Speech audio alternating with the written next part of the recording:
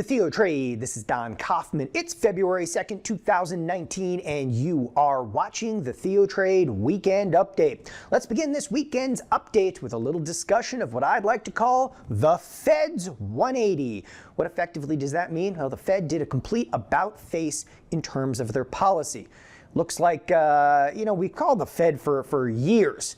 Like, Punxsutawney Phil, if you have no idea what that is, it's the groundhog. They come out, they see their shadow, 6 more weeks of winter, and they hide again.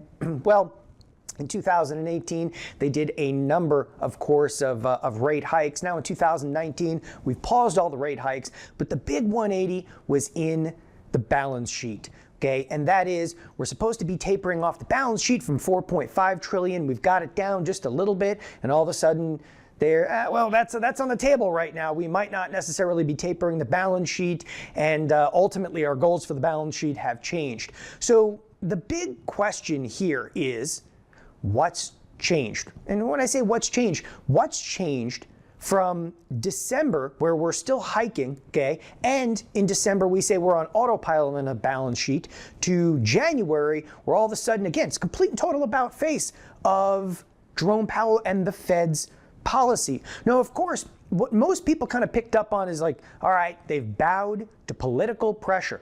I ain't buying it. I'm not buying it by a long shot that they're just bowing down to political pressure. You got to ask yourself, and again, get your own opinion on this front, because this is what's really going to drive a lot of the market moving forward. And you do have to have an opinion if you're going to be a short-term kind of trader. If you're going to be a longer-term investor, you got to think long and hard about this. And I'm going to give you my take, but again, come away with your own take on this front. What did the Fed see? Did they just bow down to political pressure? Because I'll give you something on that front. It was even late December, early January, where Jerome Powell himself did a number of talks, right? And he was still extraordinarily, resilient on the front of the balance sheet. Okay, that's just early January. And that was, of course, on record that they were even considering possibly, some hikes. Got a little bit more dovish maybe in some of the statements in early January, but they were ready to go on the balance sheet, okay? All of a sudden, again, a complete and total 180, and now they're thinking about even halting, if you will, some of the tapering of the balance sheet. And again, my take on this is not political pressure. The Fed saw something, okay? What did they see? Data point. What one of the data points might be? I mean, where do you want to start? Could be, for example, just the other day, U.S. car sales came out. Well, the Fed probably had that data before. I don't think that necessarily did anything.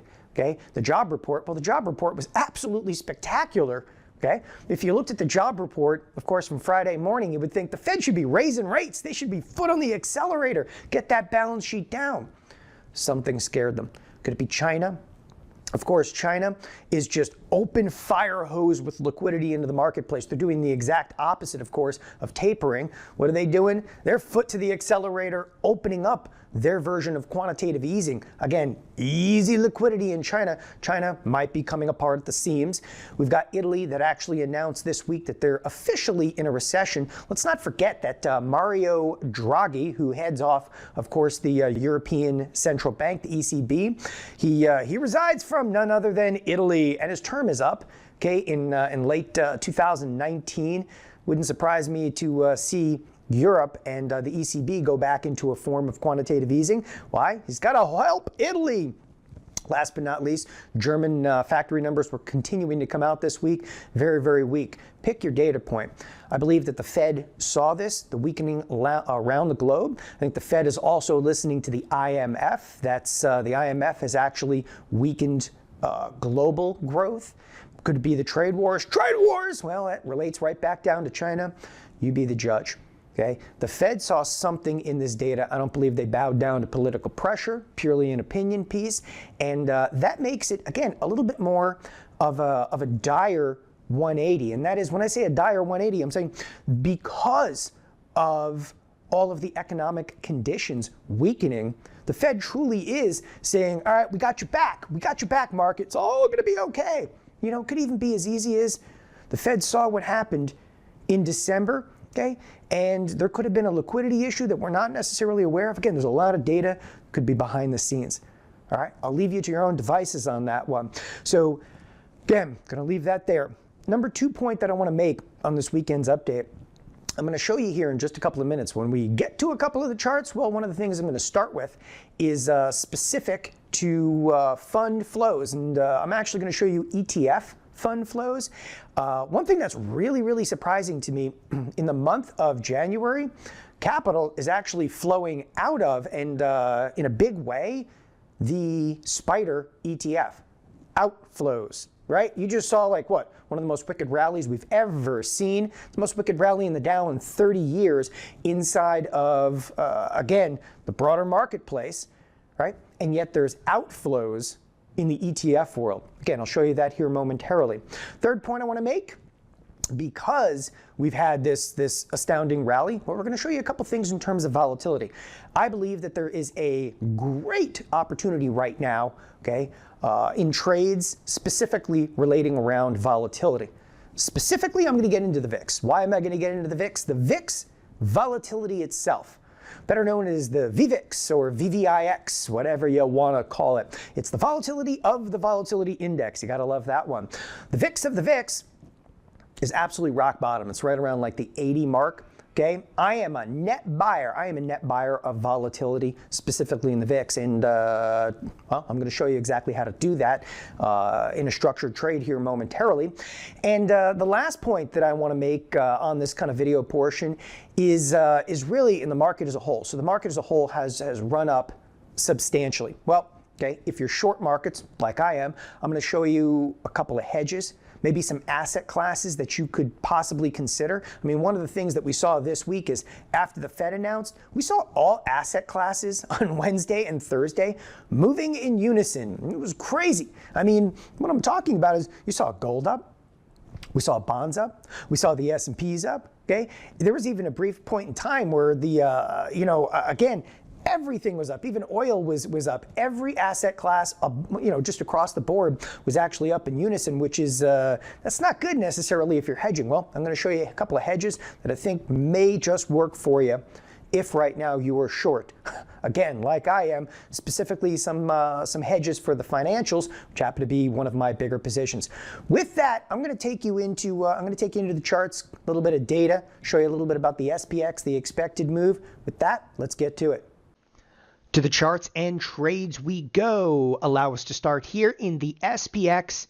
A brief discussion, of course, of expected move. Each and every week, we kind of give you an update, what is termed expected move. Well, what is expected move? Well, it's what the option marketplace, okay, depicts risk to be. For example, 6 days from now, 4 days from now, 2 days from now. You could even go out multiple weeks. But the week-to-week expected move. And in this particular case, the coming week would be ending on February 8th. We are looking at right around a $40 expected move. How does that compare to the previous week? Well, the previous week, I can actually pull that up for you. Previous week is right here. We were looking at about a $47 expected move. What actually occurred? You know, interesting irony, and I've been discussing this ad nauseum. In fact, we even have a class on this. And it's all about trading to the edge of these expected moves. Okay, effectively what that means, and what the class is about, is laying butterflies right to the edge of an expected move, either higher or lower. It didn't necessarily matter. You could flip a coin in direction. Kind of goes into it in the class. But again, I kind of reiterate, look at that. We edged right to it, right to the edge of the expected move, and stopped on the dime. In fact, one of the things I want to point out is really how effective and how resilient the market has been around the edges of these expected moves, cracking outside them for a brief and fleeting moment and pulling back in, of course, by the end of the trading session. Now, I'll reiterate something that I mentioned last week, and I'm going to kind of zoom in really, really tightly to this, and that happens to be last week with all the news and everything going on, we were screaming, don't sell options premium. This week, you got to be crazy. I mean, come on. We've already fallen down now to a $40 expected move. It means we're only expected to move $40 higher, $40 lower. Do you realize, okay, during Fed Day last week, we saw that kind of a move. You got to be very, very constrained. At this point in time, I'm actually going to be a net buyer of volatility, and especially a net buyer of what we term gamma on an intraday basis. What that effectively breaks down to, yeah, I'll be buying options on an intraday basis. In fact, I don't mind discussing, wins, losses with you. I think it's a big portion of the business. On Wednesday night, this was Wednesday night, I did a video. I was really, really bearish. I had a big chip on my shoulder coming into the marketplace, specifically on Thursday, and I actually took some bearish positions right here and got run over on an intraday basis. But, the fact of the matter is the volatility by Thursday, okay, was cheap on a relative basis. And although I took a hit, it was a very minimal hit. Not to mention, it really helped me out on Thursday as well. There happened to be an end of month expiration inside of the SPX. So there was very, very little time value left in those options. And we took a hit.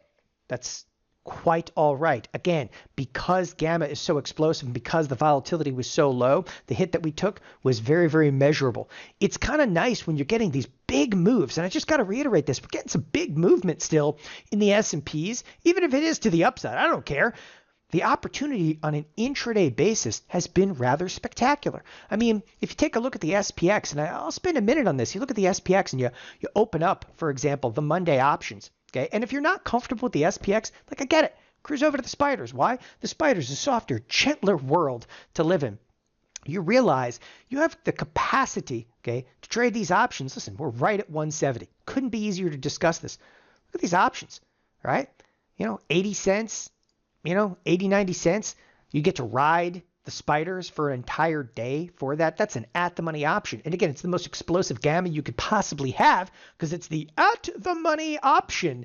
Anyway, I mean, that's it. If you bought a put and you're like, oh, I hope it go down, you buy a put for some 80 cents and you're going to figure something out. And the bottom line is, you don't even have to be right, but 50% of the time. And I constantly reiterate this within the TheoTrade chat room. When I say, you get this 50-50 chance in the marketplace, okay? You go out, okay, and you buy some puts. And the next day you go out and you buy some puts. And the next day you go out and buy some puts, okay? But the reality is, you're buying puts for 80 cents, say you lost, and you lost, and you lost, okay? And you come in there on the third or fourth day and you end up making $3, okay? And you start to look at this, you're like, oh yeah, that kind of makes sense. You could be wrong 3, okay, even 4 times. You only have to have one good trading session when the volatility gets that low. It's like 9%.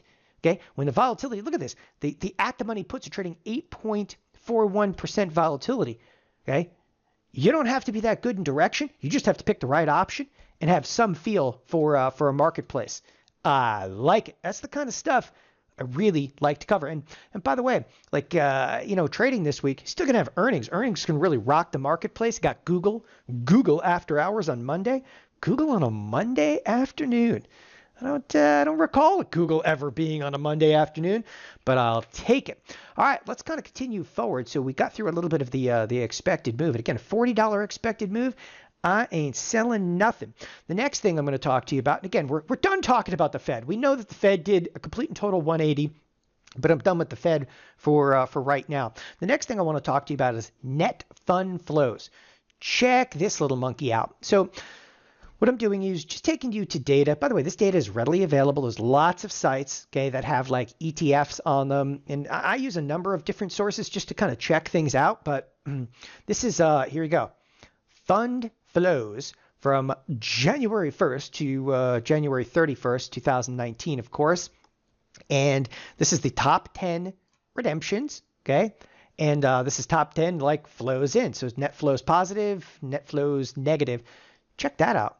Spiders, okay? All right, it's only about $12 billion, but the spiders, okay?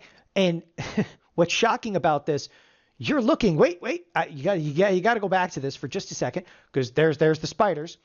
This is what the spiders did in January. What gives? What do you got? You got a short squeeze over here? Listen, I'm not trying to build right now any more of a bearish argument than I already have over umpteen different videos in the past. But I think that you should pay attention to this, okay? Because the net flows ain't good. And the net flows over here, it's the spider, but it's also the IVV, which is basically the same thing as the spiders. You start to add that up. And then, this is a short-term bond fund. That one was actually surprising. And then you've got the Russell 1000, the Russell 2000 on this list. That's a lot of capital for those, by the way. The XLE. The XLE has been ripping to the upside. ExxonMobil actually came out the other day. Not half bad. You even got the Qs on this list. All right. Everything involving like Russell, the Qs, the S&P 500, these are all in the top 10, okay, of redemptions, their net outflows. And on the other side of the coin, you start to see in the inflows, emerging markets, emerging market inflows, bond inflows, right? Gold inflows, EEM, another emerging market over here. What this screams to me, first of all, it's not what you think. Emerging markets, like, isn't the global economy slowing down? But this tells me that they're looking for a weaker dollar as well. Okay, weaker dollar. Why do I, surmise that? Gold's on here. Emerging markets are on here. Okay, some of the bonds are on here. Don't look at the bonds necessarily as just being defensive. You want to be in the bonds if they start to weaken that dollar. A lot of firms will go into the bond products out there. It is some interesting data. Wait, it gets better. Check this out. Okay. Because I had to look at this and see how did it compare to what was going on, for example, in December. Because December was one of the worst months we've had on record, right? Look at this. The outflows are nowhere near. Outflows are just nowhere near as hideous in December. Okay. And you can see the spider's like number 3 with what? Just over 1.2 billion. They're nowhere near it. And I think that it is it's kind of a little bit of a shot across the bow. Be real careful out there, which brings me to my next point. I'm a buyer of volatility. Where do I want to buy volatility? Well, I figure the VIX. Now you're like, oh, but the VIX, it's down. Yeah, I want to buy some volatility. What do I mean by I want to buy some volatility in the VIX? The VIX has the VVIX. The VVIX. All right, let's take a look at the VVIX. All right, let's go back over 5 years. I'm going to close up this left side bar. What do we see inside of the VVIX? It's actually one of the lower volatilities. It's one of the lower volatilities we've seen in the last 5 years. Imagine that. We just come out of one of the most hideous months in the history, okay, of markets, which was December. And what a difference a month makes. A month later, we have one of the lowest volatilities in the VIX itself. So the VVIX is extremely low. So how do I go about buying some volatility in the VIX? I'm going to go out, in this case, 73 days. I'm going to buy us some time, okay? Buy us a little bit of time in here. I'm going to open up a bunch of options just so you can see this a little bit more clearly. Listen, the trade I'm about to show you, this is not for the faint of heart. The trade I'm about to show you also has quite a degree of experience level. So I suggest you know what you're doing before getting into this. We're going to go out and we're effectively going to sell 1, 2 of the 15s. Okay, so we're going to sell 2 of the 15 puts to turn around, and we're going to buy, okay, the 21 calls. Just that's it. That's it. That's the end of the show. Normally I use spreads on the calls. I'm not using a spread though. I'm not using a spread trade to be able to buy these calls. Why? The calls themselves, they're sitting with about a 90% implied volatility. Why do I have to sell 2 of the puts? Because the skew inside of the VIX is huge. Okay, the puts themselves are only trading for about 40% implied volatility. So I got to sell 2 of those little monkeys for every one of these. This is basically what they term like a synthetic, kind of a synthetic long position in here. But if volatility picks up in the VIX, I'm gold, Jerry, gold, because the calls will really take off. Again, you look back in the previous month, the volatility in some of these calls, okay, was approaching like 200%. So like 89% right now. So I want to be a net buyer. Now, what's the problem with this trade? The problem with this trade, it ties up a lot of margin. If I do just a one lot of it, it's going to tie up $3,000. And it's being done for a 10-cent credit. So I'm going to take that 10-cent credit. I'm going to buy me, okay, some outside hedges. Why do I buy the outside hedges? Because instead of tying up $3,000, it's only going to tie up $600 per unit. I take the trade, I drop it over to the analytics tab, and this is what the little monkey kind of looks like. And again, I'm going to bring you into a little bit more perspective on this here momentarily. There we go. So effectively, what are we doing? Getting long volatility. So here's where we currently are in the VIX, and if the VIX starts to rally at really above that 21 level, literally penny above the 21 level, and we're really going to be rocking. But what we also hope for is that if the VIX starts to increase, the volatility of those 21 calls is really going to explode. So I'm actually a couple of things here. I'm buying the VIX. And I'm buying volatility in the VIX. That's my intent. And I'm selling 2 put spreads to finance, okay, the purchase of 1 call. And that to me is absolutely worth it at this point in time. And you can see I've got the position on, of course, a number of times. I've also got VIX volatility spreads on back in the March expiration. So this is just a variation in the theme, but I want to get outright long volatility, and I want you to know that. I have no problem with that whatsoever. Next on the docket, let's actually cruise over to the financials. Okay, financials are making me a little bit nervous right now. The financials have rallied up, and they're really close to this threshold of 2650. They get above 2650, it might change a little bit about the way I feel about the markets here in the near term. So what I'm going to do, okay, what I'm doing in the short term, I am actually going to short the bonds. I'm going to be short the bonds just in case. So what's the logic over here? The logic is this: if the bonds start to come down, if the bonds go down, the XLF is very likely to go up. And I'm pointing out to this XLF. The XLF is likely to go up. So I'm going to short the bonds. Now, I myself am I'm shorting ZB. Actually, yesterday I held some positions in ZN as well, but that was just for the employment report. But anyway, I'm shorting the ZBs outright. And I'm using this predominantly as a hedge. So if the bonds start to kind of tank a little bit on us, then the XLF takes off to the upside, and I need that hedge right now. I need it. If you're not comfortable in the ZB, you can cruise over to the TLT. The TLT is softer, gentler place. You could use different types of spreads inside of the TLT. I'll go over that, of course, on Monday in chat. I think these trades, it's a lot to think about. Okay, it's a lot to think about on this weekend's update, but again, shorting the bonds in the near term seems like the thing to do if you, again, want to kind of hedge out your risk. The last thing I'm going to leave you with here, as I said, there's a lot to think about on this weekend's video. The last thing I'll leave you with, I mean, we're just right back into this volatility channel. Okay, nothing more, nothing less. And again, we see this wicked kind of rip your face off rally. We expected a wicked rip your face off rally. This is a little more than maybe we expected. Okay. But we're in our comfort zone. And again, when I say I'm in my comfort zone, I'm in my comfort zone because we're right back into our gravity points. You know, we're pinging between what? Down below was 26.26. We pinged right up to, 26.82. From 26.82, we're right in the middle, okay, of 2 gravity points. Got 27 like 31 to the upside, to the downside, back down to the 26.82. It's a party, people. Okay, I mean, listen, we have all of these points laid out for you. But as I said, and I left you with this on the video portion, you should think about this weekend. Why the 180 in the Fed? Okay, why the 180 in the Fed? And that's one of the thoughts that I'll kind of leave you with. If you think they just bowed out to political pressure, sure, I think it's an easy answer. But it doesn't explain why Jerome Powell, okay, was involved in a number of speeches, again, in late December and early January, where he was still, okay, reiterating a balance sheet on relative autopilot. He got a little dovish, maybe turning, to 2019 and the rate hikes, which is fine. But why the complete 180? What does the Fed see that we ain't seeing yet? With that, thanks everybody for joining us here at TheoTrade. Have a wonderful weekend. Enjoy the Super Bowl. Bye-bye.